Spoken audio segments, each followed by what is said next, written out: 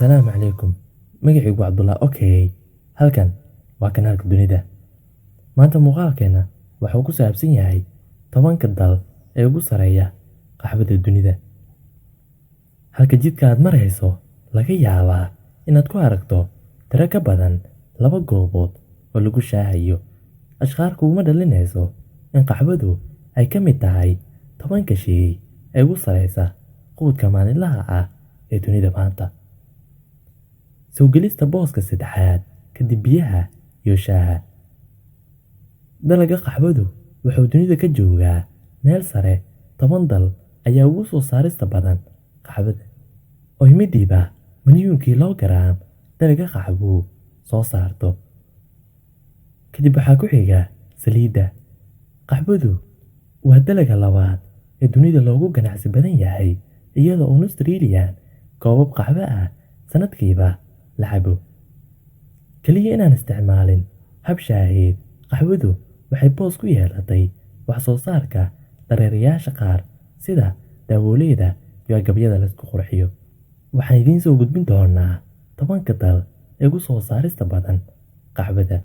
Ururka qaxwada adduunka ee shaxda Baariseed ee 2014 taasoo muujisay 10 dal ee ugu baarista badan qaxwada. Lambarka 1 Brazil waa dal dhaca Koonfur Ameerika, waana dalka ugu weyn Koonfurta Ameerika. Caasimadiisu waa Brasilia. Lambarka 2 Vietnam waa dal dhaca galbeedka Aasiya.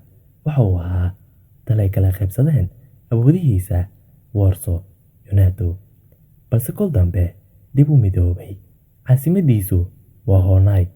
Lambarka 3 Colombia waa dal dhaca Koonfur Ameerika. Caasimadiisu waa Bogota. Lambarka 4 Indonesia waa dalkay ku nool yihiin muslimiinta ugu badan ee dunida. Wuxuu dhacaa Aasiya. Caasimadiisu waa Jakarta. Lambarka 5 Ethiopia waa dal dhaca Bariga Afrika. Waa dalka labaad ee aan gumaysi ku dhicin kadib Liberia. Caasimadiisu waa Addis Ababa.